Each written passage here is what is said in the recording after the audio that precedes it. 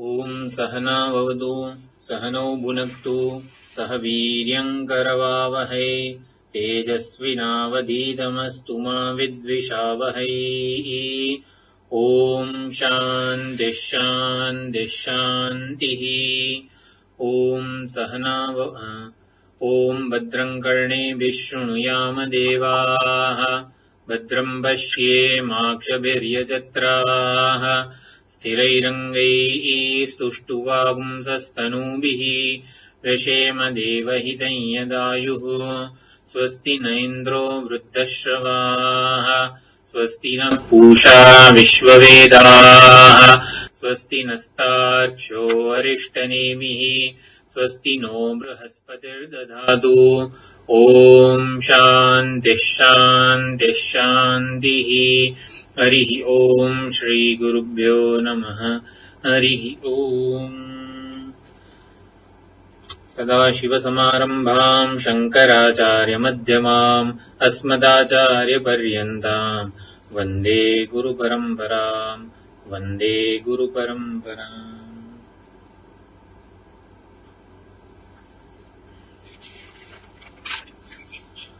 तो तृतीय मुंडक एमां द्वितीय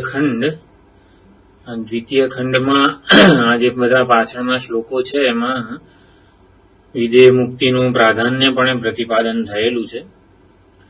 तो मंत्र 5 एनी विचारणा शरू थई थी। मंत्र 5 અને 6 में जीवन मुक्ति અને विधेय मुक्ति में शुं फरक छे एनो पण अहींया उल्लेख थयेलो छे।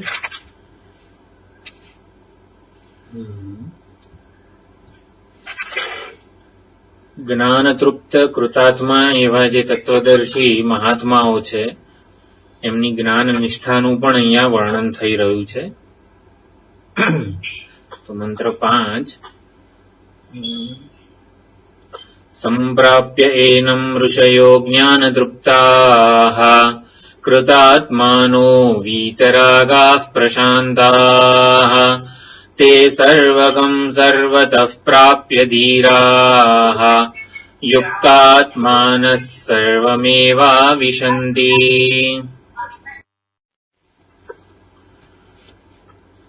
तो ऋषयः ज्ञानतृप्ताः कृतात्मानः वीतरागाः प्रशान्ताः आ 5 लक्षणों छे तत्वदर्शी महात्माना।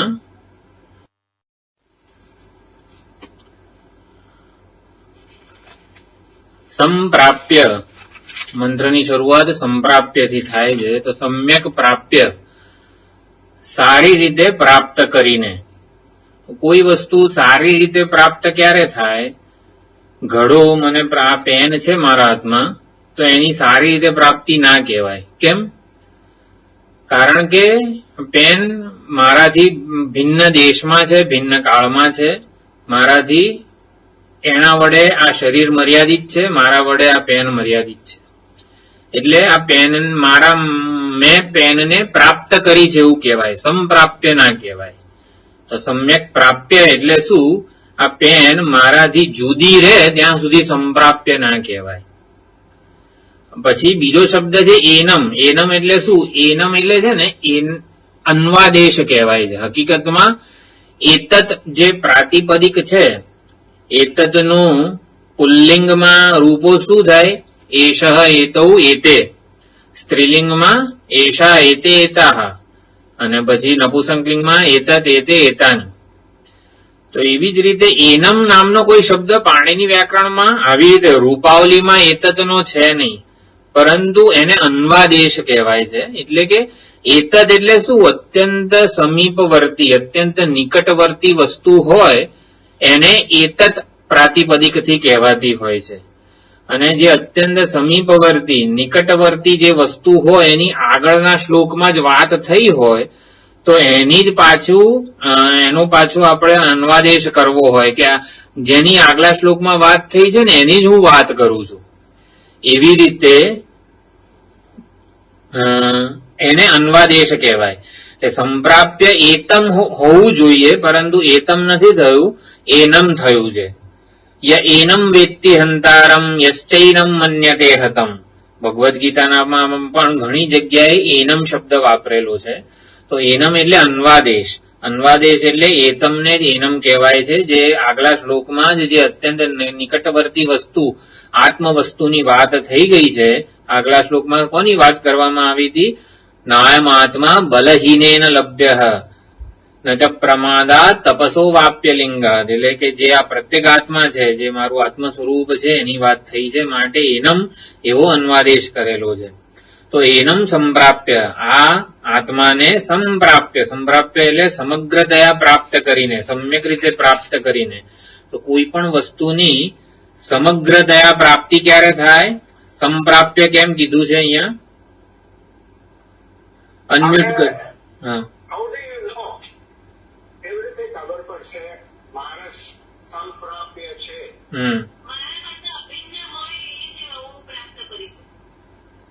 નહીં, એવું નહીં. આ પેન મને પ્રાપ્ય છે, સંપ્રાપ્ય નથી. કેમ? મારાથી જુદી છે, જુદા દેશમાં છે. હા,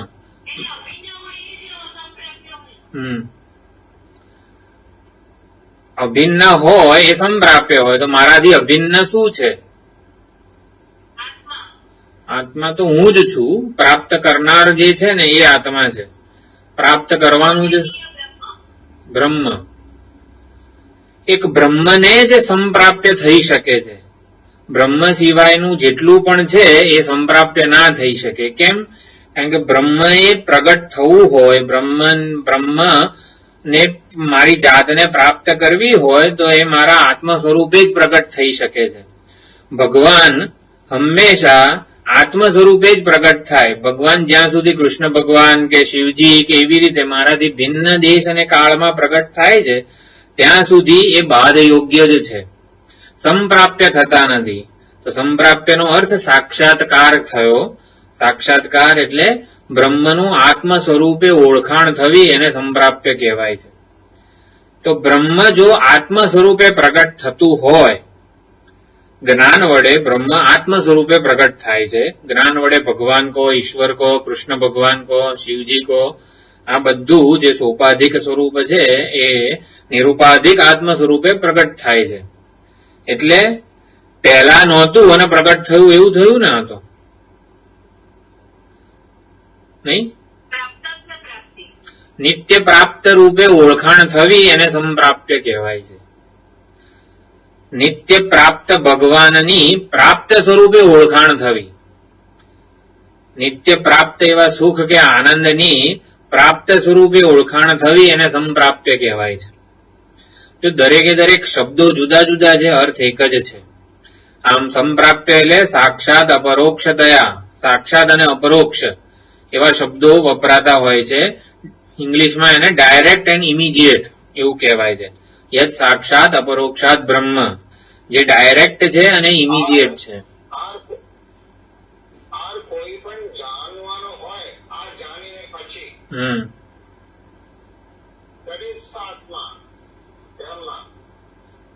જાણીને એ મારાથી જુદો રહેતો નથી. જેમ કે હું શેખરભાઈને જાણું તો શેખરભાઈ ક્યાં મારાથી જુદા તો રહી જ ગયા ને. આ બેનને હું જાણું તો બેન મારાથી જુદી રહી ગઈ. એવી રીતે કૃષ્ણ ભગવાનને જાણવાનો પ્રયત્ન કરીશ ને ત્યારે કૃષ્ણ ભગવાન મારાથી જુદા જ્ઞેય સ્વરૂપે નહીં રહે, જ્ઞાતા ના સ્વરૂપે પ્રગટ થશે. મારાથી અભિન્ન સ્વરૂપે જ ભગવાન પ્રગટ થઈ શકે, કારણ કે એ જ ભગવાનનું સાચું સ્વરૂપ છે. આ પેન મારાથી જુદી કેમ રહે છે? કારણ કે પેન જુદી જ્ઞેય છે, દૃશ્ય છે, જડ છે, એક દેશ અને કાળમાં મર્યાદિત છે, માટે મારાથી જુદી રહીને જ્ઞેય બને છે. એવી રીતે ભગવાન જ્ઞેય બની શકે નહીં. કેમ? કારણ કે ભગવાનનું સ્વરૂપ જ આત્મા છે. જ્ઞાની તું આત્મૈવ મે મતમ, ભગવાને પ્રગટ થવું હોય તો મારા આત્મ સ્વરૂપે જ પ્રગટ થવું પડે.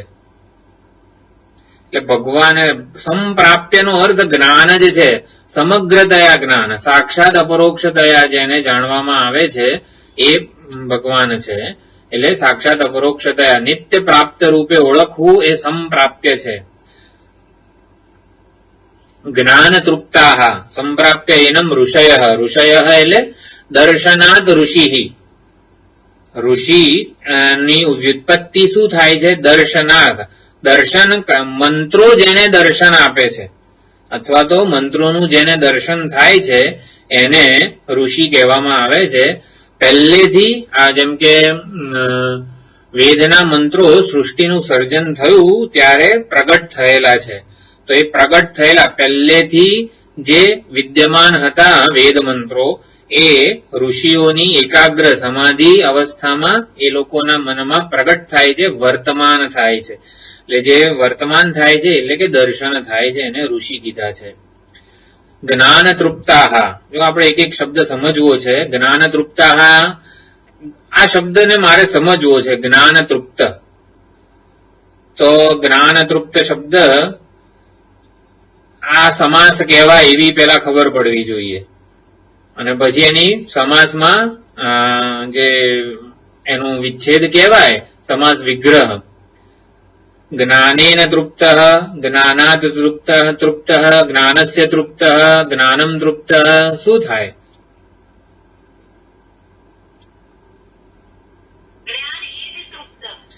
જ્ઞાન એ જ તૃપ્ત નહીં. હા, જ્ઞાનેન તૃપ્ત, જ્ઞાન તૃપ્ત. તૃતીય તત્પુરુષ સમાસ. જ્ઞાન વડે તૃપ્તિ મેળવે છે. લાડુને ખાઈને તૃપ્તિ નથી મળતી, લાડુને જાણીને તૃપ્તિ મળે છે. એટલે હું તો ખાલી જ્ઞાન તૃપ્ત શબ્દ સમજાવું છું. લાડુના કેસમાં તો એને ભોગવીને તૃપ્તિ મળે, પરંતુ અહીંયા જ્ઞાનેન તૃપ્ત. તો જ્ઞાન વડે આ ઋષિઓ, તત્વજ્ઞદર્શી મહાત્માઓ છે ને તૃપ્ત થઈ ગયા છે. તો એવું શું છે જ્ઞાન વડે તૃપ્ત થઈ જવાય? કેમ એમ એ લોકોને લાડુ, આઈસ્ક્રીમ, ફૂલવડી વગેરેની જરૂર ના પડે તૃપ્તિ માટે? જ્ઞાન વડે તૃપ્ત થઈ જાય.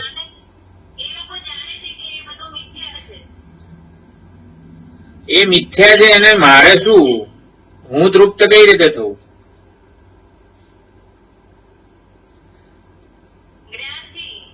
જો અતૃપ્તિ કેમ છે એ સમજીએ તો તૃપ્તિ કેમ મળે છે તત્વદર્શી મહાત્માઓને એ સમજી શકાય. હું પૂર્ણ છું, ઘટાડો કરી શકે એમ નથી. એટલે જ્ઞાનેન તૃપ્ત. પૂર્ણના જ્ઞાન વડે જ પૂર્ણતાની તૃપ્તિ થાય.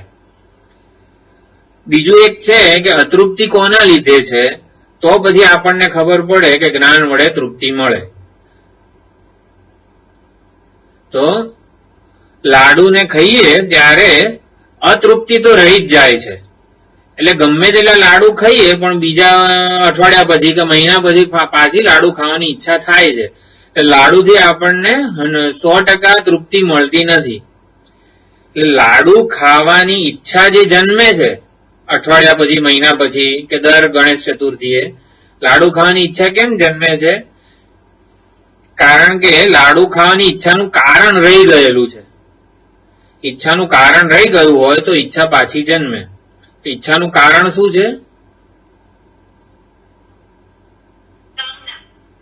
ઈચ્છાનું કારણ કામના. કામનાનું કારણ ઈચ્છા જન્મી કેમ?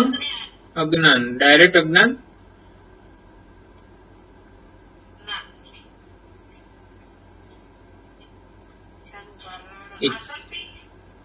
આસક્તિ કો એટલે ઈચ્છા, રાગદ્વેષ, આસક્તિ બધું એક જ છે. એનું કારણ શું છે? વાસના. એનું કારણ અવિદ્યાની વચ્ચે એક વસ્તુ છે.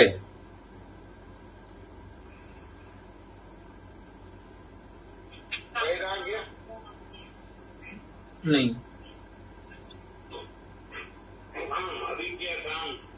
અવિદ્યા, કામ, કર્મ બરોબર છે. હા, એક્ઝેક્ટલી. અધૂરપની લાગણી ઈચ્છાની જનની છે. મને લાડુ વગરનો હું અધૂરો છું. I am not comfortable with myself without laddu. I cannot accept myself without laddu. એ અધૂરપની લાગણી ઈચ્છા જન્માવે છે. એટલે લાડુ ખાવામાં આવે ત્યારે, લાડુ પ્રાપ્ત થાય ત્યારે લાડુની ઈચ્છા નિવૃત્ત થતી નથી. ઈચ્છા પૂર્તિથી ઈચ્છા નિવૃત્ત થતી નથી. અધૂરપની લાગણીને લાડુ દૂર નથી કરતો. લાડુ પોતે ખતમ થઈ જાય છે, મને અધૂરો ને અધૂરો જ રાખે છે. જો આપણે જ્ઞાન તૃપ્ત શબ્દ સમજી રહ્યા છીએ, જ્ઞાન વડે જ તૃપ્તિ મળે છે. જ્ઞાન વડે જે તૃપ્ત થઈ ગયા છે, તો જ્ઞાન વડે કેમ તૃપ્તિ મળે છે?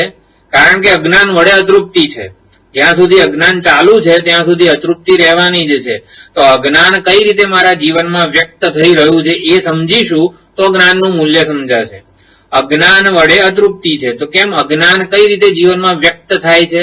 અજ્ઞાનની 3 અભિવ્યક્તિઓ આપણે ધ્યાનમાં રાખવાની: દેહાભિમાન, કર્તૃત્વ અને વિષયાસક્તિ.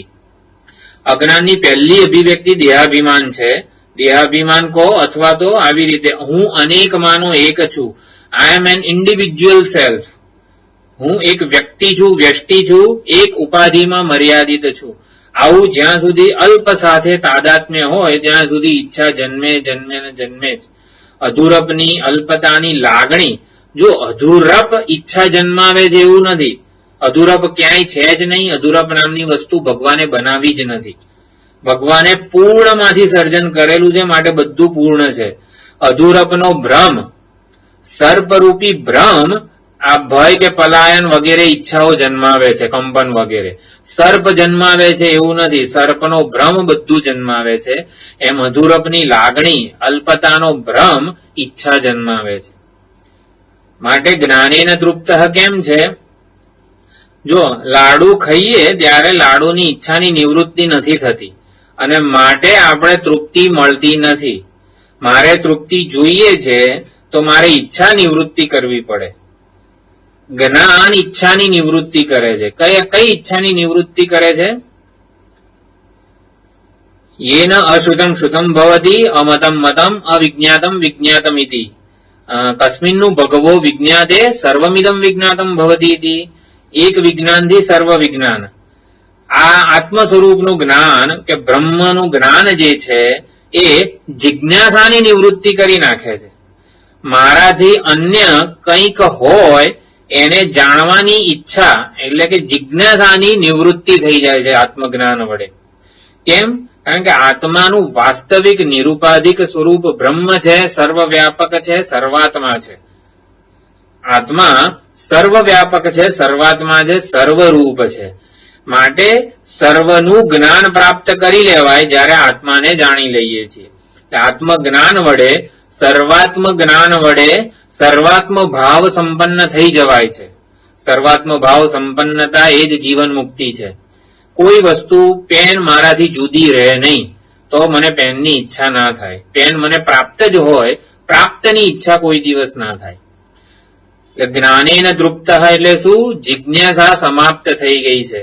બ્રહ્મસૂત્ર ભાષ્યમાં અવગતિ પર્યંતમ જ્ઞાનમ એવો શબ્દ પ્રયોગ ભાષ્યકારે બહુ જ કરેલો છે. અવગતિ પર્યંતમ જ્ઞાનમ એટલે આ જ્ઞાન જિજ્ઞાસાની નિવૃત્તિ કરી નાખે છે.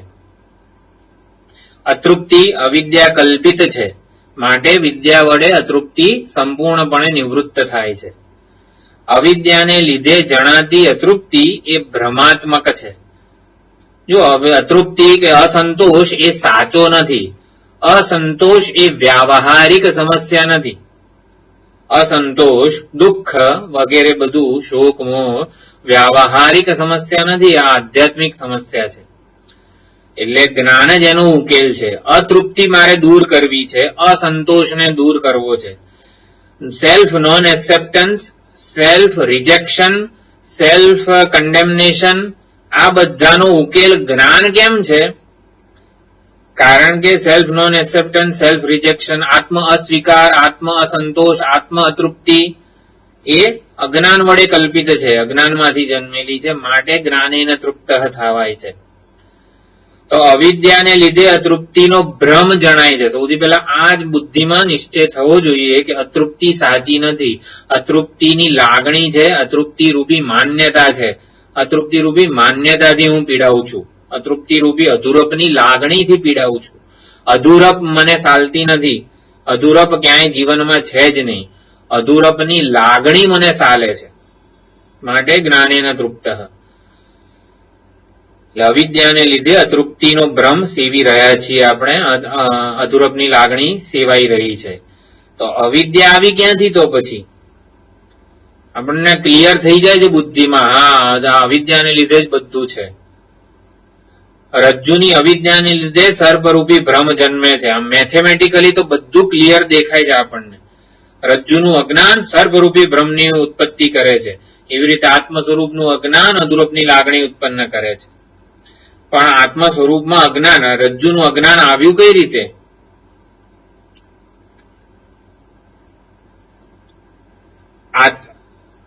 અવિદ્યા.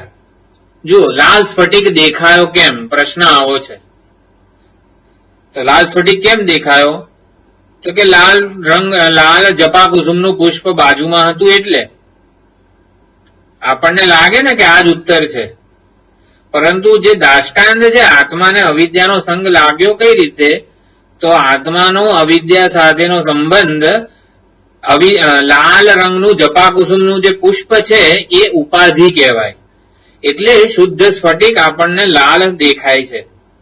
તો લાલ પુષ્પ ઉપાધિ બને છે લાલ સ્ફટિક માટે. એવી જ રીતે અવિદ્યા ઉપાધિ બને છે આત્માના અવિદ્યા સાથેના સંગ તાદાત્મ્ય અધ્યાસ માટે.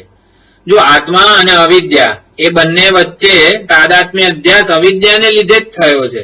એટલે કે સાચો કોઈ પ્રકારનો અધ્યાસ કે આધ્યાસિક તાદાત્મ્ય છે જ નહીં. અવિદ્યા જ ઉપાધિ છે અવિદ્યા માટે. આત્માનો અવિદ્યા સાથેનો સંબંધ અવિદ્યા કલ્પિત છે, એટલે અવિદ્યા જ ઉપાધિ છે અવિદ્યા સાથેના સંગ માટે. એટલે જ્ઞાન તૃપ્ત. દરેકે દરેક જે મન વસ્તુ છે એને આપણે એ રિયલ સેન્સમાં સમજવી પડે આપણા માટે. પછી કૃતાત્માન, જેનો આત્મા કૃતકૃત્ય થઈ ગયો છે એટલે તૃપ્ત. જે કરવાનું હતું એ કરી લીધું હોય એને કૃતાર્થ કહેવાય, ચરિતાર્થ કહેવાય. કરવાનું એકોમ્પ્લિશ્ડ એટલે કે પૂર્ણ કે કમ્પ્લીટ. એવી રીતે કૃતાત્માન, તો કરવાનું બધું કરી લીધું છે. આ તત્વદર્શી મહાત્માઓ કૃતાત્માન છે એટલે કે કૃતાર્થ છે. એટલે જેટલું સંપન્ન કરવું જોઈએ એટલું બધું સંપન્ન કરી લીધું છે. કેમ? આ તત્વદર્શી મહાત્માઓ કૃતાત્મા કેમ છે?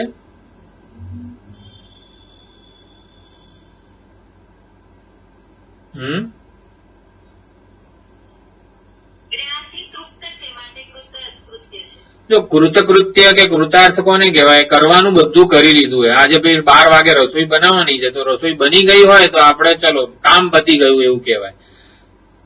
કરવાનું બધું કરી લીધું છે એને કૃતાર્થ કહેવાય, કૃતાત્માન કહેવાય.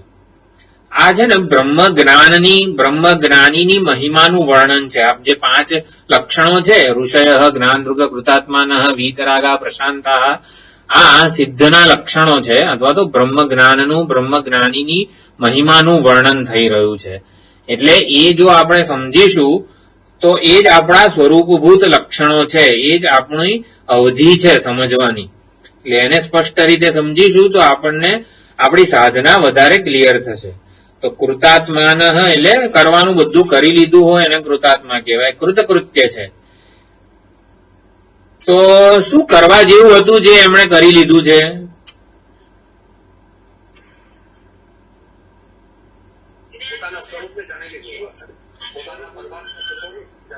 હા હા, એટલે સ્વરૂપને જાણી, આત્મ સ્વરૂપને જાણી લેવું એ એક મહત્વનું કામ હતું આપણા જે મનુષ્ય જીવનમાં, જે એમણે કરી લીધું છે. આત્માનું બ્રહ્મત્વ જાણવું, આત્માનું વાસ્તવિક સ્વરૂપ જાણવું એ જ એકમાત્ર કરવા જેવું કામ હતું આ જીવનમાં. મનુષ્ય દેહ ધારણ કરીને ભગવાને આપણને મનુષ્ય દેહ શેના માટે આપેલો છે? પરમાત્માની પ્રાપ્તિ માટે, પરમાત્માના જ્ઞાન માટે, પરમાત્માને આત્મ સ્વરૂપે જાણવા માટે. હવે એ જ એમણે પ્રાપ્ત કરી લીધું છે. એતદ બુદ્ધ્વા બુદ્ધિમાન સ્યાત કૃતકૃત્યશ્ચ ભારત. તો 15મા અધ્યાયના ફળશ્રુતિમાં ભગવાને કીધું ભગવદ્ ગીતામાં, કૃતકૃત્યશ્ચ ભારત એતદ બુદ્ધ્વા બુદ્ધિમાન સ્યાત. એ જાણીને, જે પરમાત્માને જાણીને જ બુદ્ધિમાન અને કૃતકૃત્ય થવાય છે. એટલે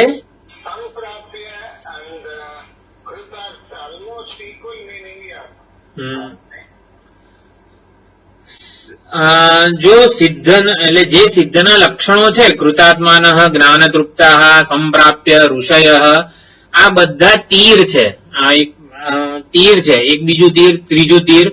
હવે એ 5 તીર આપેલા છે, સંપ્રાપ્ય અને ઋષય. તીર વસ્તુનો નિર્દેશ, એક જ વસ્તુનો નિર્દેશ કરે છે, પૂર્ણતાનું આત્મ સ્વરૂપે પ્રતિપાદન કરી રહ્યા છે.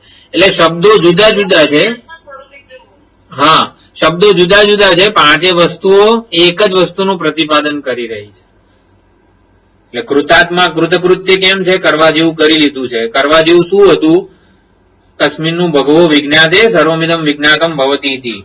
એવી કઈ વસ્તુ, એક વસ્તુને જાણી લઉં કે બધું મને જણાઈ જાય, બધું પ્રાપ્ત થઈ જાય. તસ્મિન્નું ભગવો વિજ્ઞાતે. આ વિજ્ઞાતે શબ્દ પણ આપણે એ વખતે વિચારેલો હતો. વિજ્ઞાતે એટલે શું? અદ્વિતીયતાને વિજ્ઞાન કહેવાય છે. જ્યારે મને પોતાને આ સમગ્ર નામ રૂપાત્મક સુવર્ણ પોતાને એના બધા અલંકારોમાં અદ્વિતીય સ્વરૂપે જુએ, એને સુવર્ણ વિજ્ઞાન કહેવાય. સુવર્ણ જ્ઞાન એટલે શું? બંગડી સુવર્ણ છે, બુટ્ટી સુવર્ણ છે, કંઠી સુવર્ણ છે, અને સુવર્ણ જ્ઞાન કહેવાય. સુવર્ણ વિજ્ઞાન કોને કહેવાય? જો વિજ્ઞાન શબ્દનો અર્થ દરેક આચાર્ય જુદો જુદો કરે છે. ભક્તિનો સંદર્ભ ચાલતો હોય ત્યારે વિજ્ઞાનને ભક્તિ કહેવાય છે. પછી વિજ્ઞાન શબ્દનો અર્થ બુદ્ધિની વૃત્તિઓ પણ થતો હોય છે, વિશેષ જ્ઞાન. પરંતુ અહીંયા વિજ્ઞાદેમાં સંદર્ભ જુદો છે. સુવર્ણ વિજ્ઞાન એટલે શું? સુવર્ણ પોતાના સંપૂર્ણ કાર્યમાં પોતાને અદ્વિતીય સ્વરૂપે જુએ છે. વિવર્ત ઉપાદાન કારણ સ્વરૂપે જોવું એને વિજ્ઞાન કહેવાય છે. તો એવી રીતે આ કૃતાત્મા કેમ થઈ ગયા છે? કારણ કે એમને અદ્વિતીય આત્મ સ્વરૂપનું વિજ્ઞાન પ્રાપ્ત થયું છે કે મારા સિવાય બીજો કોઈ દ્રષ્ટા છે જ નહીં આ સમગ્ર દુનિયામાં, હું એક અદ્વિતીય દ્રષ્ટા છું. એવું એ લોકોને વિજ્ઞાન પ્રાપ્ત થયું છે. માટે બધા પ્રયોજનો પૂર્ણ થઈ ગયા છે. ગયા વખતે મેં કીધું હતું, સ્નાતમ તેન સમસ્ત તીર્થ. એમને કોઈ તીર્થયાત્રા કરવાની બાકી નથી, કોઈ ઓલા આશ્રમ કે કયા કોઈ ઘાટમાં, કાશીના ઓલા ઘાટમાં જઈને નાહવાનું બાકી નથી રહ્યું, કોઈ તીર્થ સ્નાન બાકી નથી રહ્યું, કોઈ દાન કર્મ કરવાનું બાકી નથી રહ્યું. બધા યજ્ઞો એને કરી લીધા છે, બધા દેવતાઓનું પૂજન એને કરી લીધું છે. શંકરાચાર્યજીની પૂજા જે છે દેવ પૂજનમાં, એમાં છેલ્લે નમસ્કારના શ્લોકમાં આ શ્લોક આવેલો છે, સ્નાતમ તેન સમસ્ત તીર્થ સલીલે. કૃતકૃત્યતા કોને કહેવાય? સમગ્ર બ્રહ્માંડમાં 7 કરોડ તીર્થ છે, એ બધામાં એને સ્નાન કરી લીધું છે, ત્યારે કૃતકૃત્યતા આવે. યજ્ઞ એટલે બધા યજ્ઞો કરી લીધા છે, બધા દેવતાઓનું પૂજન કરી લીધું છે. ત્રૈલોક્ય પૂજ્યોપ્ય સૌ યસ્ય બ્રહ્મ વિચારણે ક્ષણમપી સ્થૈર્યમ મન પ્રાપ્નુયાત. તો આવી રીતે એ કૃતકૃત્ય થઈ ગયા છે. પછી છે વીતરાગાહા. એક એક શબ્દ આપણને ડેલિબરેશન, વિચાર કરવા પ્રેરે છે, એક વિચારણાનું ભાથું આપે છે. મેં કીધું આ બધા શબ્દો લક્ષણો જે છે એ જુદા જુદા તીર છે. તીર આપણને એક પ્રકારની વિચારધારા આપે છે.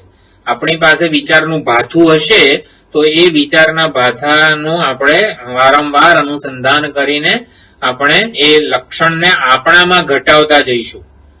તો એવી રીતે વીત રાગાહા, વિગત રાગ યસ્માત સહ, અથવા તો આપણે યેભ્ય તે વીતરાગા. સમાસ વિગ્રહ આવી રીતે થાય. વીતરાગા બહુવચન છે તો યસ્માત સહ એક વચન ના વપરાય.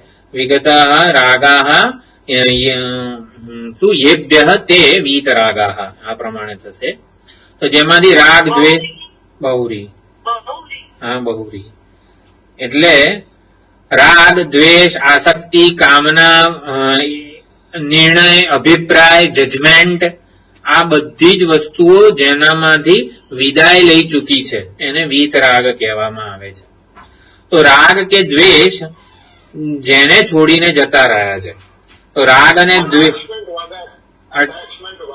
हाँ अटैचमेंट एवर्जन्स कुछ नहीं है.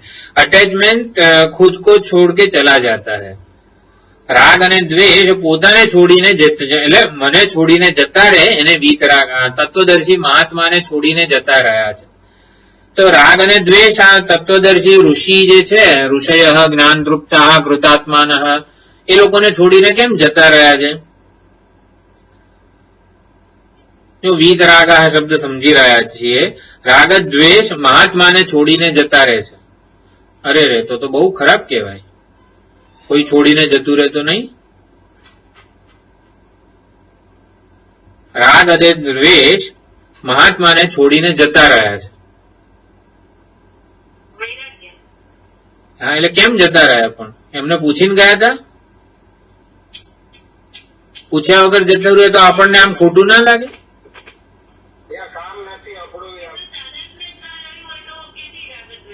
હા, શેખરભાઈ બોલ્યા? શું બોલ્યા? કઈ કામ રહ્યું નથી. હા, રાગ દ્વેષ મારામાં રહીને કઈક કામ કરતા હોય. બિલાડી, મારા ઘરમાં દૂધ હોય તો બિલાડી રોજ આવવાની છે.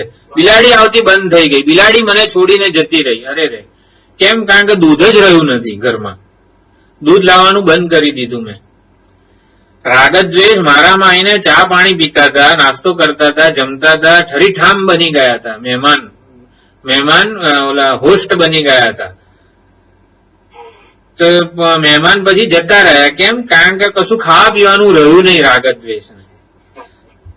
રાગ દ્વેષની આગતા સ્વાગતા થતી નહોતી એટલે એ જતા રહ્યા. તો રાગ દ્વેષની આગતા સ્વાગતા અજ્ઞાન કાળે થતી હતી માટે ટકતા હતા. જ્ઞાન વડે આગતા સ્વાગતા બંધ થઈ ગઈ. તો રાગ દ્વેષની આગતા સ્વાગતા આદર સત્કાર કેમ નથી થતો? જો બિલાડીને દૂધ મળતું નથી તો રાગ દ્વેષને શું દૂધ હતું મારામાં? તો એ લોકો ઠરીઠામ થઈ ગયા. દેહાભિમાન નહીં, દેહાભિમાન નહીં.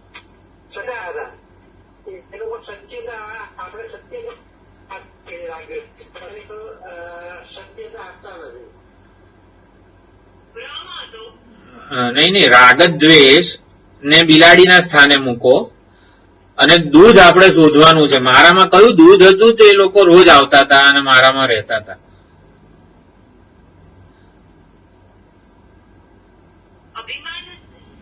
દેહાભિમાન જવાબ સાચો છે, પણ થોટ પ્રોસેસ શું છે? અવિવેક. બરોબર છે. જો રાગ એટલે શું? લાડુ માટે રાગ છે, ફૂલવડી માટે દ્વેષ છે. ફૂલવડી તો જો કે હારી જ લાગે, પણ કારેલા માટે દ્વેષ છે. તો એક શેના માટે? લાડુ માટે રાગ અને કારેલા માટે દ્વેષ કેમ હતો મને? ભ્રમ નહોતો કઈ. હા, એક્ઝેક્ટલી. લાડુ મને અનુકૂળ છે એવી મારી ગ્રંથિ કે માન્યતા હતી. કારેલા મને પ્રતિકૂળ છે એવી મારી ગ્રંથિ કે માન્યતા હતી. હા, હજી પણ થોડુંક એક્ઝેક્ટ આમ જવાબ બરોબર છે.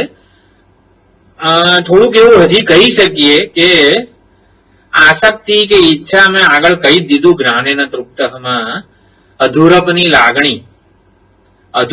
લાગણી રાગદ્વેષની જનની છે. હું અધૂરો હોઉં ને તો હું કોઈના ઉપર અનુકૂળતા કે પ્રતિકૂળતાનું પ્રોજેક્શન કરું. જો વિચારણા જે છે ને એ આપણને ક્લિયર થઈ જવી જોઈએ. એટલે હું વારંવાર પૂછી રહ્યો છું.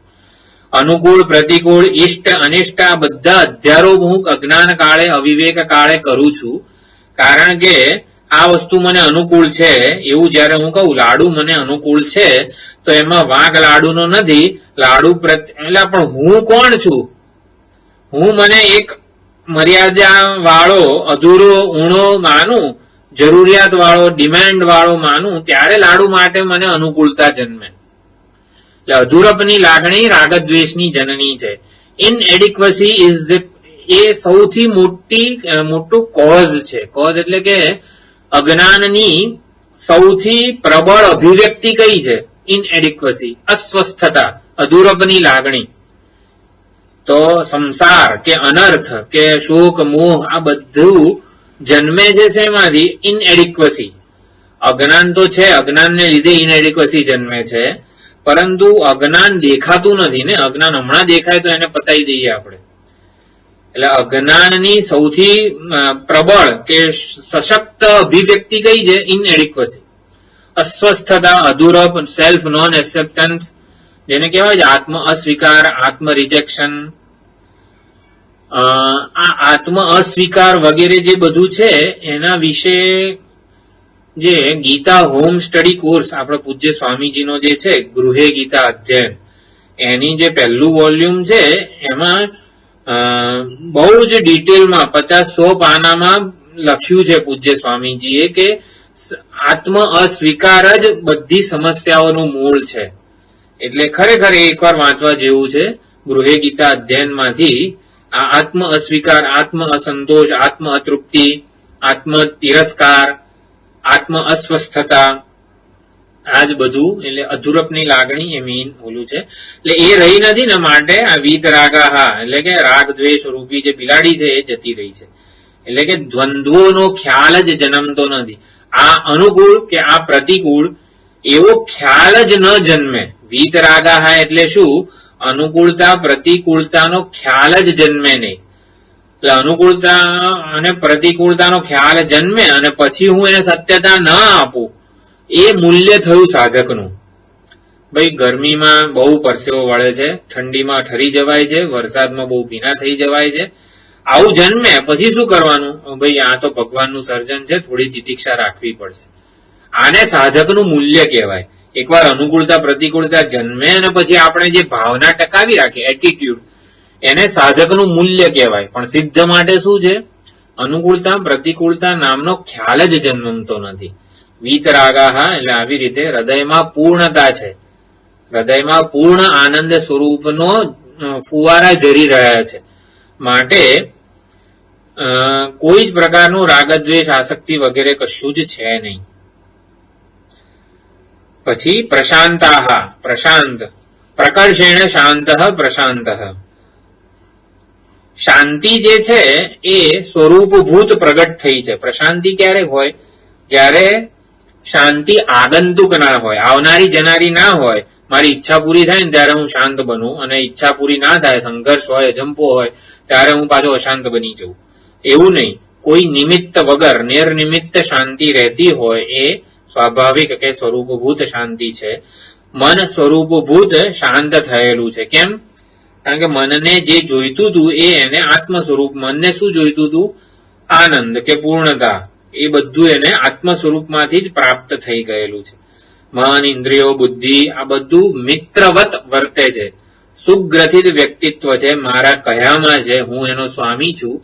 માટે મન અને બુદ્ધિ કિંચિત ભિક્ષાટન વગેરે જે કંઈ પણ બાહ્ય પ્રવૃત્તિ કરવી પડે એવી હોય, ઉપદેશ વગેરે, એ કરીને પણ પાછું અંતર્મુખ આત્માભિમુખ બની જાય છે. એને કહેવું નથી પડતું કે ચલ હવે અંતર્મુખ થા. કંઈક બાહ્ય પ્રવૃત્તિ કરીને પણ તરત પાછું પોતે અંતર્મુખ બની જાય છે. મહેશાનંદ ગિરિજી આગળ આપણે વિચારણા કરી ગયા છે, એવું કહે છે કે અંતર્મુખતાનો અભ્યાસ એટલો બધો થાય ત્યારે અંતર્મુખતામાંથી રસ કે આનંદ આવે, એટલે કે આત્મ સ્વરૂપમાં જ રહેવાનું મન થાય. એના માટે દ્રષ્ટાંત આપ્યું છે દારૂડિયાનું, અથવા તો જે જુગાર રમતો હોય એનું. તો કે જુગાર રમતો હોય એ વ્યક્તિ કંઈ ખાય પીએ નહીં, એવું નહીં કે ખાય પીએ ને બધું કરે, પણ ખાઈ પીને તરત પાછો જુગાર રમવા કેવો આસક્તિપૂર્વક લાગી જાય છે. કંઈક ધંધો કરવા જતો હોય તોય જાય, પણ ફરી પાછો રાત્રે 10 કલાક 12 કલાક જુગાર રમે. એટલે જુગાર કે દારૂડિયો હોય, કંઈક ધંધો કરીને પણ ટૂંકમાં કાળા મેળા બધા ધંધા કરીને દારૂ ક્યાંકથી લઈ આવે રોજ રાત્રે. તો એવી જ રીતે આ જે છે પ્રશાંત મન, ઇન્દ્રિયો આત્મ સ્વરૂપને છોડીને ક્યાંય જતા નથી. એને પ્રશાંતિ કીધી છે. એને સાચી શાંતિ, સાચું સુખ, સાચી સલામતી આત્મ સ્વરૂપમાંથી જ પ્રાપ્ત થાય છે મન અને બુદ્ધિને. માટે એ આત્માને છોડીને ક્યાંય જતા નથી. તો પ્રથમ વાક્ય, પ્રથમ લાઈન આપણે સમજી ગયા. સંપ્રાપ્ય એનમ ઋષય જ્ઞાન તૃપ્તા કૃતાત્માન વીતરાગા પ્રશાંતા. આ બધું કોનું વર્ણન છે?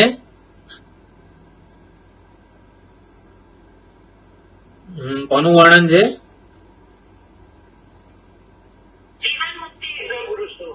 જીવન મુક્તિ તત્વજ્ઞાની મહાત્માઓ. હા, મારું વર્ણન છે આ બધું. વર્ણન મારું છે. હું આવો છું, આ મારા સ્વરૂપના ગુણગાન શ્રુતિ કરી રહી છે. હું આવો છું એ પ્રકારે આપણે ભણવાનું છે. તત્વદર્શી મહાત્મા આવા છે એવું નથી ભણવાનું. હું આવો છું એવું સમજવાનું છે. મારું કલ્યાણ ક્યારે થાય? હું આવી રીતે આ બધા મારા લક્ષણો મારામાં ઘટે અથવા તો ઘટતા જોઉં ત્યારે મારું કલ્યાણ થાય. આ બધું મારું વર્ણન છે. તો આવું બધું હું થવું ત્યારે મને પ્રાપ્ત, ભાઈ લાડુ શું મળશે મને? આત્મજ્ઞાન તો થશે, પણ મને આત્મજ્ઞાન પ્રાપ્ત થશે તો લાડુ શું મળશે મને? લાડુ વગરનો રહીશ કે ના? બહુ મોટો લાડુ મળશે. તો એનું ફળ આ દ્વિતીય પંક્તિમાં કહે છે, તે સર્વગમ સર્વતઃ પ્રાપ્ય ધીરાહ યુક્તાત્માન સર્વમેવા વિશંતિ. એ લાડુ મળશે. તો શું છે એ સર્વગમ? તો સર્વગમ એટલે શું? સર્વત્ર ગતમ, જે સર્વ સુવર્ણ બધા અલંકારોમાં સર્વગમ કહેવાય. સંપૂર્ણ રીતે સમગ્રતયા જે વ્યાપ્ત થઈ ગયું છે એને સર્વગમ કહેવાય. તો સર્વગમ શું છે? સંપૂર્ણ પરમાત્મા, સર્વાત્મા નહીં. જો સુવર્ણ એના બધા અલંકારોમાં સર્વગમ, સંપૂર્ણપણે સમગ્રતયા, સમગ્ર દેશ, સમગ્ર કાળ, સમગ્ર અલંકારમાં ગમે ત્યારે મળી જાય આપણને. ચૈતન્ય. જો જવાબ સાચો છે, જવાબ ખોટો જેવું નથી કેતો, પણ છે ને સર્વગમ એટલે કે સર્વત્ર, સર્વદેશમાં, સર્વકાળે વ્યાપ્ત થઈ ગયું હોય. હવે આ પેન છે એમાં મને સર્વગમ શું દેખાય છે? જો ચૈતન્ય જણાય છે મને આ પેનમાં? નથી જણાતું. પેનમાં સર્વગમ રૂપે શું રહેલું છે? સર્વગમ અસ્થિભાતિ પ્રિય સર્વગમ છે. જો દરેકે દરેક શબ્દ ચૈતન્ય એટલે જ અસ્થિભાતિ પ્રિય, એમાં કઈ ફરક નથી પડતો. પરંતુ એક એક શબ્દ કઈ રીતે તીર બનીને આપણું જે લક્ષ્યાર્થ છે એને લક્ષિત કરે છે એ સમજવાનું છે. તે સર્વગમ પ્રાપ્ય, એ બ્રહ્મ. જો સર્વગમનો અર્થ, શબ્દાર્થ તો બ્રહ્મ જ છે. તે બ્રહ્મને પ્રાપ્ત કરીને. તો બ્રહ્મને પ્રાપ્ત કરવું એટલે શું? કઈ રીતે પ્રાપ્ત થાય બ્રહ્મ? તો કે અસ્થિભાતિ પ્રિય સ્વરૂપે. એટલે અસ્થિભાતિ, આ પેનમાં અસ્થિભાતિ પ્રિય શોધવા જઈશું તો મળશે આપણને. જો આપણે સર્વગમ નો અર્થ સમજ્યા, સર્વગમ શું છે? તો કે સુવર્ણ એના બધા અલંકારોમાં સર્વગમ કહેવાય. આ પેનમાં સર્વગમ શું છે? તો આપણે કીધું અસ્થિભાતિ પ્રિય. તો અસ્થિભાતિ પ્રિય આ પેનમાં રહેલું છે, એટલે પેનનું પોતાનું છે અસ્થિભાતિ પ્રિય, મારું છે. અસ્થિભાતિ પ્રિય આ પેનમાં નથી, એને જોનારો જે દ્રષ્ટા છે ને એનું સ્વરૂપ છે. જો એવી રીતે દરેકે દરેક વસ્તુ મુજ આત્માનો નિર્દેશ કરવી જોઈએ. નિર્દેશ એટલે તીર. તીરની દિશા ક્યાં છે? આત્માનું વાસ્તવિક સ્વરૂપ પ્રગટ કરવા ઉપર તીર છે. તો સર્વગમનો અર્થ આવી રીતે અસ્થિભાતિ પ્રિય અને પછી આત્મા. એટલે આત્મા સ્વરૂપને જ સર્વતઃ પ્રાપ્ય, સમગ્રતયા પ્રાપ્તિ થાય છે. અસ્થિભાતિ પ્રિય જ્યાં સુધી આ પેનમાં મને જણાય ને ત્યાં સુધી સર્વતઃ પ્રાપ્ય નથી થતું. પેન છે, પેન ભાસે છે, પેન મને પ્રિય છે. એટલે અસ્થિભાતિ પ્રિય તો પેનમાં રહેલું છે, ત્યાં સુધી અસ્થિભાતિ પ્રિય સર્વતઃ પ્રાપ્ય નથી થયું. પેન છે, પેન ભાસે છે, પેન મને પ્રિય છે. ક્યારે? હું છું, હું ભાસું છું અને હું પ્રિય છું ને ત્યારે. હું ના હોઉં તો આ પેનનું કોઈ અસ્તિત્વ ના હોય. દ્રષ્ટા વિના આ પેન રૂપી દૃશ્યનું કોઈ અસ્તિત્વ નથી, કોઈ પ્રયોજન પણ નથી. આ પેન સાર્થક ક્યારે બને? જ્યારે દ્રષ્ટા એને વાપરે ત્યારે, દ્રષ્ટા એને સિદ્ધ કરે ને ત્યારે. એટલે સર્વગમ સર્વતઃ પ્રાપ્ય ક્યારે થાય? આવી રીતે સમગ્ર બ્રહ્માંડનું હું એક અધિષ્ઠાન છું, એક દ્રષ્ટા છું. સમગ્ર દૃશ્ય નામ રૂપાત્મક પ્રપંચ અથવા તો સમગ્ર બધી ઉપાધિઓનો હું એક સાક્ષી દ્રષ્ટા છું, અધિષ્ઠાન છું. અધિષ્ઠાનને સર્પને રજ્જુની સર્વગમ સર્વતઃ પ્રાપ્ય થતું હોય છે. અધિષ્ઠાનની જ સર્વગમ સર્વતઃ પ્રાપ્ય થતું હોય છે. અધિષ્ઠાનની જ સમગ્રતયા સર્વવ્યાપક રૂપમાં પ્રાપ્તિ થતી હોય છે. ઉપાદાન કારણ કો, અધિષ્ઠાન કો, એવી રીતે પ્રાપ્તિ થતી હોય છે. અહમ બ્રહ્માસ્મિ એ જે જ્ઞાન છે, એ જ્ઞાન વૃત્તિ વડે બ્રહ્મ જે છે, વ્યાપક જે છે, એ આત્મ સ્વરૂપે પ્રગટ થાય છે. તો એનાથી શું થાય છે? એ બ્રહ્મને પ્રાપ્ત કરીને, બ્રહ્મને આત્મ સ્વરૂપે પ્રાપ્ત કરીને શું થાય છે? ધીરાહા ધીરાહા આ વિશંતિ. તો ધીર પુરુષો એટલે ધીર શબ્દ ભગવાનને પણ ખૂબ જ ગમે છે. ભગવદ્ ગીતામાં પણ અત્યંત ઘણી વખત આવેલો છે. તો ધીર એટલે અત્યંત વિવેકી. ધ્યાયંતે ઇતિ ધીરાહા, જે વિવેક કરી રહ્યા છે, વિવેક કરવાનો જેનો સ્વભાવ બની ગયો છે. હંસની જેમ જે વિવેક કરે છે. ધી શબ્દ છે, ધીયમ શબ્દ છે, ધી એને રચ પ્રત્યય લાગે એટલે ચિંતન કરવું, અનુસંધાન કરવું. હંસની જેમ વિવેક કરવો એવો અર્થ નિષ્પન્ન થાય છે ધીર શબ્દનો. તો વિવેક કરવામાં વેદાંતી તો કુશળ છે જ, અત્યંત કુશળ વેદાંતી છે. પરંતુ સાંખ્ય લોકો પણ પુરુષ અને પ્રકૃતિનો વિવેક કરે છે. પુરુષ અને પ્રકૃતિ આપણે 13મા અધ્યાયમાં આખું સ્વામીજીએ ભણાવ્યું એ પ્રમાણે જોયેલું છે. પુરુષ અને પ્રકૃતિ, ક્ષેત્ર અને ક્ષેત્રજ્ઞ. ક્ષેત્ર એટલે શું? ક્ષેત્ર શરીર, ઉપાધિ. અનાત્મા કો, શરીર કો, ક્ષેત્ર કો, નામ રૂપ વગેરે જે દૃશ્ય છે એને ક્ષેત્ર કો, અનાત્મા કો, ઉપાધિ કો, આ બધું ક્ષેત્ર છે. અને ક્ષેત્રજ્ઞ એટલે આત્મા. ક્ષેત્રને જાણનાર જે છે, આ શરીર, ઇન્દ્રિય, મન, બુદ્ધિ જે છે, અહંકાર, આ બધું ક્ષેત્ર છે. અને નામ અને નામ રૂપાત્મક દૃશ્ય પ્રપંચ પણ ક્ષેત્ર છે. જેને હું જાણી શકું, જે મારા જ્ઞાનનો વિષય બને, જે મને જ્ઞેય બને, એને ક્ષેત્ર કહેવાય. જ્ઞાતા, ક્ષેત્રને જે જાણે છે એને ક્ષેત્રજ્ઞ કહેવાય છે. ક્ષેત્ર અને ક્ષેત્રજ્ઞ, પુરુષ અને પ્રકૃતિ, એનો વિવેક સાંખ્ય લોકો કરે જ છે. આપણે ધીર શબ્દ સમજી રહ્યા છીએ. ધીર એટલે શું? હંસની જેમ જે વિવેક કરે, જે ચિંતન કરે, અનુસંધાન કરે એને ધીર કહેવાય. તો પુરુષ અને પ્રકૃતિનો વિવેક કરનારા સાંખ્યોને ધીર કહેવાય. એ લોકો સ્પષ્ટપણે જુદા જાણે છે. ક્ષેત્ર અને ક્ષેત્રજ્ઞને સ્પષ્ટપણે જુદા જાણે છે સાંખ્યો.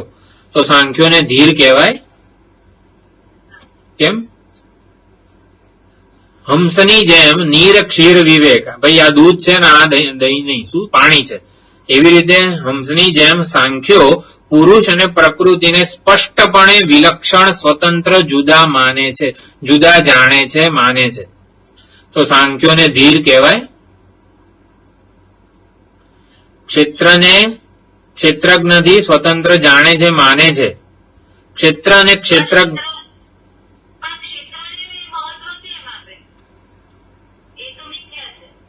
હા, હજી તો વિચારણા સાચી છે. થોડુંક આગળ જઈએ તો હા, પણ ક્ષેત્ર અધ્યારોપ છે એવું હજી સાબિત નથી થયું. એ સાબિત કરવાનું છે. જો મારો પ્રશ્ન એ છે કે વેદાંતીને પણ ધીર કહેવાય અને સાંખ્ય ક્ષેત્ર અને ક્ષેત્રજ્ઞનો સ્પષ્ટપણે વિવેક કરે છે. ભાઈ આ પુરુષ છે, ચેતન છે, અને આ પ્રકૃતિ જડ છે, એવો સ્પષ્ટપણે વિભાગ કરે છે. ક્ષેત્ર અને ક્ષેત્રજ્ઞ બંને જુદા છે, વિલક્ષણ છે, સ્પષ્ટપણે એ લોકો વિવેક કરે છે. તો સાંખ્યોને ધીર કહેવાય કે નહીં, એ આપણો પ્રશ્ન છે. તો આપણે પણ ક્ષેત્ર અને ક્ષેત્રજ્ઞને જુદા જ કહીએ છીએ ને. દ્રષ્ટા અને દૃશ્ય બંને એકબીજાથી જુદા છે એવું તો કહીએ જ છીએ ને. તો સાંખ્ય મત અને આપણા વેદાંત મતમાં શું ફરક છે?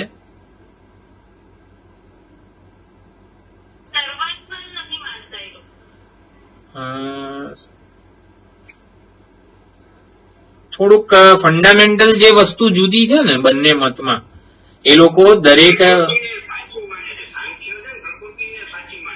હા, ક્ષેત્ર ને ક્ષેત્રજ્ઞથી જુદું સ્વતંત્ર અસ્તિત્વ ધરાવનારું માને છે.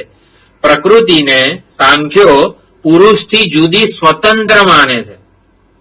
સ્વતંત્ર, આ બુદ્ધિ સ્વતંત્ર રીતે પુરુષ માટે ભોગ અને અપવર્ગનું સર્જન કરે છે. પ્રકૃતિને સાંખ્યો સ્વતંત્ર માને છે. વેદાંત મત પ્રકૃતિને પુરુષથી સ્વતંત્ર, વિલક્ષણ, જુદી અસ્તિત્વ ધરાવનારી માનતા નથી. પ્રકૃતિ પુરુષ ઉપર અધ્યસ્ત છે, અધ્યારોપિત છે, એ વેદાંત મત છે.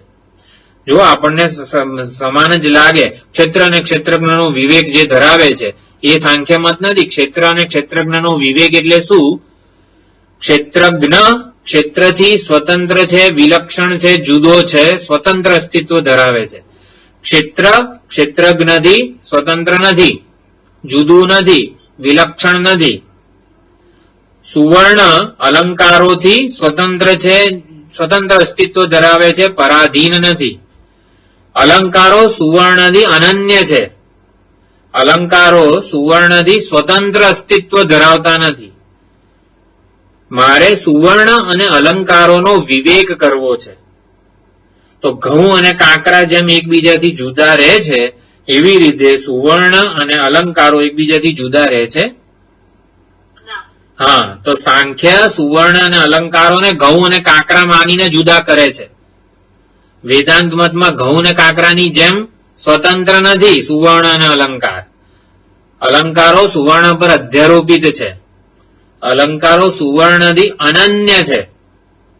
સુવર્ણ અલંકારોમાં અદ્વિતીય છે. આપણો આ વિવેક છે. તો ધીર કોને કહેવાય? અલંકારોમાં સુવર્ણને અદ્વિતીય ઉપાદાન સ્વરૂપે જુએ છે અને અલંકારોને સુવર્ણમાં અધ્યારોપિત જુએ છે. અલંકારોને સુવર્ણમાં અધ્યારોપિત જોવું અને સુવર્ણને અલંકારોમાં અદ્વિતીય જોવું. જો એકમાં અદ્વિતીય, હા એક્ઝેક્ટલી, કર્મણી અકર્મય પશ્યેત અકર્મણી ચ કર્મય. જો બે વસ્તુઓ છે, અલંકારોમાં સુવર્ણને અદ્વિતીય જોવાનું છે. અલંકારો કશું જ નથી, માત્ર ને માત્ર સુવર્ણ છે. અલંકારોમાં સુવર્ણને અદ્વિતીય જોવાનું છે. બરોબર, એ ખાસ સમજવાનું છે. અને સુવર્ણમાં અલંકારોને અધ્યારોપિત જોવાના છે. સુવર્ણમાં અલંકારો અધ્યારોપિત છે, અલંકારોમાં સુવર્ણ અધિષ્ઠાન સ્વરૂપે અદ્વિતીય સ્વરૂપે વ્યાપ્ત છે. અલંકારોમાં સુવર્ણ સિવાય કશું જ નથી. અલંકારોમાં સુવર્ણ સિવાય કશું જ નથી, એને સુવર્ણનું અદ્વિતીય કહેવાય. અદ્વિતીયપણું કે અધિષ્ઠાનપણું. તો ધીર એટલે આવા ધીર પુરુષો જે વિવેક કરનારા છે. ધીર એટલે વેદાંતનો વિવેક શું છે? ક્ષેત્ર ક્ષેત્રજ્ઞથી અનન્ય છે, ક્ષેત્રજ્ઞ સર્વ ક્ષેત્રોમાં અદ્વિતીય છે. આ ક્ષેત્ર ક્ષેત્રજ્ઞનો વિવેક છે. આપણે સામાન્ય રીતે ક્ષેત્ર ક્ષેત્રનો વિવેક એટલે શું? ભાઈ ક્ષેત્ર અને ક્ષેત્રજ્ઞ એકબીજાથી જુદા છે. આ શરીર ઇન્દ્રિય મન બુદ્ધિથી જુદું એવો હું ચૈતન્ય સ્વરૂપ છું. તો જ્યાં સુધી હું ચૈતન્યથી જુદો એવો શરીર ઇન્દ્રિય મન બુદ્ધિ રહે ત્યાં સુધી એ મને હેરાન ઓલી હળી કર્યા જ કરે.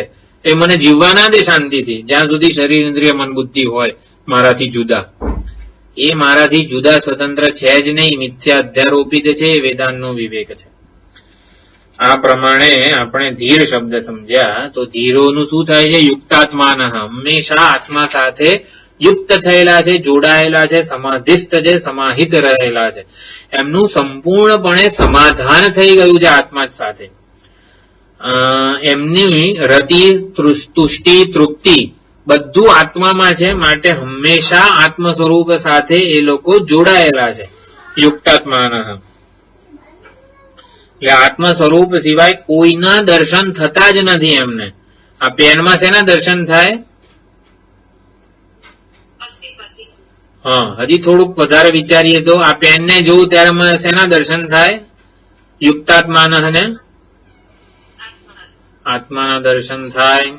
જો શબ્દો જે છે ને એ એક્ઝેક્ટલી સચ્ચિદાનંદના દર્શન થાય, અસ્થિપાતીના દર્શન થાય, આત્માના દર્શન થાય. હજી એક્ઝેક્ટ વર્ડ જોઈએ છે. આપણે યુક્તાત્માના સમજી રહ્યા છીએ. જો આ એકે શબ્દો જવાબ ખોટા જેવું નથી કહેતો. સર્વાત્માના પેન ને જોઉં ત્યારે મને શું દેખાવું જોઈએ? યુક્તાત્માના ને પોતાનું આત્મ સ્વરૂપ. બરોબર છે. હજી જો સાચું જ છે, એમાં કઈ ખોટું નથી. એક્ઝેક્ટ વર્ડ જે છે ને આમ હું જ છું. હજી પણ થોડુંક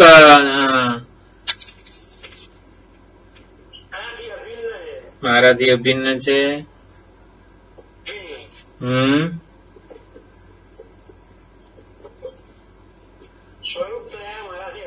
સ્વરૂપ થયા મારાથી. પેનને જોઉં ત્યારે મને શું દેખાય? જો યુક્તાત્માના હંમેશા આત્મા સાથે જોડાયેલા છે. આત્મ સ્વરૂપ આ પેન દૃશ્ય છે ને, મારા દૃશ્ય છે, જડ છે, મારા એટલે મારા માટે ઉપયોગી છે. એટલે પેન રૂપે કોણ રહેલું છે? પેનને જોનારો રહેલો છે, દ્રષ્ટા. દૃશ્ય રૂપે દ્રષ્ટા જ રહેલો છે. હા, તો દ્રષ્ટા એટલે જ ચૈતન્ય, દ્રષ્ટા એટલે જ આત્મા. એવું કઈ નથી. જવાબ કઈ ખોટો નથી એવું નથી. આપણું વિચાર પ્રક્રિયા હું તો ખાલી ધ્યાનમાં લાવવાનો પ્રયત્ન કરું છું. આ પેન રૂપે કોણ છે? કે દ્રષ્ટા રહેલો છે. સ્વામીજી પૂછે કે આ ઘડા રૂપ, આ પુષ્પ રૂપે શું છે? તો કહેવાનું આપણે દ્રષ્ટા રહેલો છે. પુષ્પ રૂપે જોનારો જ જોવાઈ રહ્યો છે. દ્રષ્ટા પોતાને પુષ્પ રૂપે કલ્પીને પોતાને પુષ્પ રૂપે ગ્રહણ કરી રહ્યો છે, પરસીવ કરી રહ્યો છે. પુષ્પ રૂપે મને જણાઈ કોણ રહ્યું છે? દ્રષ્ટા જણાઈ રહ્યો છે. એટલે આ યુક્તાત્મા આત્મદર્શન જેનું ક્યારે બાધિત થતું નથી. આત્મદર્શન ક્યારે બાધિત ના થાય? સતત દ્રષ્ટાનું અનુસંધાન હોય ને, એટલે કે આ દૃશ્ય મારાથી સ્વતંત્ર છે જ નહીં. હું જ્યારે જોઉં, દ્રષ્ટિ સૃષ્ટિ ન્યાય જેને કહેવામાં આવે છે, હું જ્યારે પુષ્પને જોઉં ને ત્યારે જ પુષ્પ છે. દ્રષ્ટા છે ત્યારે જ આ દૃશ્ય પુષ્પ છે. એટલે પુષ્પ શું છે? દ્રષ્ટા સિવાય કંઈ નથી. થોડુંક વેદાંતની જે વિચાર પ્રક્રિયા છે ને, આવી રીતે હંમેશા આપણે વિચાર ભાથું બની જવી જોઈએ આપણે. તો યુક્તાત્માના પછી એને શું થાય? સર્વમ એવ આવિશંતિ, સર્વતઃ પ્રાપ્ય શું છે? સર્વમ એવા એ સર્વાત્મ ભાવને પ્રાપ્ત. સર્વમ એવ આવિશંતિ, સર્વરૂપમાં. સર્વરૂપ કોણ છે? તો કે બ્રહ્મ છે. બ્રહ્મમાં જ પ્રવેશ કરે છે. સર્વરૂપે જે રહેલું છે, સર્વરૂપે કોણ રહેલું છે? અસ્થિપાતિ પ્રિય કો, બ્રહ્મ કો, એ રૂપે જ એ રહેલું છે. તો એમાં જે પ્રવેશ કરે છે. અસ્થિપાતિ પ્રિયને મારા દ્રષ્ટાના આત્મ સ્વરૂપે એ લોકો જુએ છે. એટલે કે મૃત્યુ સમયે પણ એ લોકો આવી રીતે વિદેહ કૈવલ્યને પ્રાપ્ત કરે છે. સમગ્રતયા પ્રાપ્તિ છે. તો સર્વગત, સર્વ ઉપાદાન, સર્વ દ્રષ્ટા અને સર્વ અધિષ્ઠાન. જો દરેકે દરેક ઉપાદાન કહો એટલે સર્વગમ, સર્વતઃ પ્રાપ્ય, સર્વમ એવ આવિશંતિ. સર્વગમ, સર્વતઃ અને સર્વમ, આ બધી વસ્તુઓ જે છે, સર્વમ એવ આવિશંતિ. તો અહીંયા દ્વિતીય વિભક્તિ છે, સર્વમ. પછી સર્વતઃ એટલે પંચમી વિભક્તિ, ઉપાદાન છે. બંગડી સુવર્ણને સર્વતઃ પ્રાપ્ત કરે છે. એટલે સુવર્ણને, ઉપાદાનને મારા જ આત્મ સ્વરૂપે જાણી લે છે. સર્વગમ, જે સુવર્ણ બધાનું અધિષ્ઠાન છે ને, એને પ્રાપ્ત કરે છે. બ્રહ્મ સર્વાધિષ્ઠાન છે, સર્વ અધિષ્ઠાનને પ્રાપ્ત કરે છે. સર્વમ એવ આવિશંતિ. સર્વાત્મ ભાવ સંપન્ન થઈ જાય છે. સર્વ કંઈ એના આત્મ સ્વરૂપે જ પ્રાપ્ત થયેલું છે. એટલે પરમાત્માની પ્રાપ્તિ કોઈ એક દેશમાં એક કાળે થવાની નથી. પરમાત્મા સર્વ દેશમાં સર્વ કાળે મારાથી અભિન્ન સ્વરૂપે મને પ્રાપ્ત જ છે, નિત્ય પ્રાપ્ત છે. જાણવું અને પ્રાપ્ત કરવું, બની જવું, આ બધું પરમાત્માના કિસ્સામાં એક જ છે. પરમાત્માને જાણીએ એ જ પરમાત્માની પ્રાપ્તિ છે. એ જ પરમાત્મા બની જવાનું છે. એટલે બની જવું, પ્રાપ્ત થવું, પામવું, જાણવું, આ બધી ક્રિયાઓ પરમાત્માના કેસમાં, બ્રહ્મના કિસ્સામાં એક જ છે. આત્મા બ્રહ્મ જ છે. બ્રહ્મ આત્મ સ્વરૂપે જ પ્રગટ થાય. બ્રહ્મ કદાપી આ મારાથી જુદું જ્ઞેય સ્વરૂપે પ્રગટ ના થાય. બ્રહ્મએ પ્રગટ થવું હોય તો જ્ઞાતાના સ્વરૂપે પ્રગટ થવું પડે. જ્ઞાતા રૂપે નહીં, જ્ઞાતાના સ્વરૂપે પ્રગટ થવું પડે. જો રૂપ અનેક હોય, લાલ સ્ફટિકને રૂપ કહેવાય, શુદ્ધ સ્ફટિકને સ્વરૂપ કહેવાય. જ્ઞાતાનું સ્વરૂપ શું છે? બ્રહ્મ છે.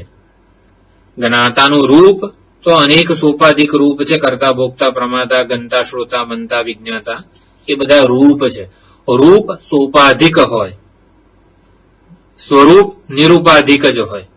સ્વરૂપ એક જ હોય, નિરૂપાધિક જ હોય. આત્માનું સ્વરૂપ શું છે? બ્રહ્મ છે. નિરૂપાધિક આત્મ સ્વરૂપ છે. આ પ્રમાણે આ પાંચમા મંત્રની વિચારણા થઈ છે સંપન્ન. હવે આગલા ક્લાસમાં છઠ્ઠા મંત્ર, આ બધું વિધેય મુક્તિનું સુંદર નિરૂપણ. આ બધા સરસ શ્લોકો છે, ડાયરેક્ટ એન્ડ ઇમિડિયેટ મારું વર્ણન કરનારા છે. તો મારા સ્વરૂપનું ઉદ્ઘાટન થઈ રહ્યું છે એવી રીતે સમજવાનો પ્રયત્ન કરીશું તો એનો સાચો અર્થ આપણને રિવીલ કરશે. ઓમ પૂર્ણમદઃ પૂર્ણમિદં પૂર્ણાત પૂર્ણમુદચ્યતે પૂર્ણસ્ય પૂર્ણમાદાય પૂર્ણમેવાવશિષ્યતે. ઓમ શાંતિ શાંતિ શાંતિ. હરિ ઓમ. શ્રી ગુરુભ્યો નમઃ. હરિ ઓમ.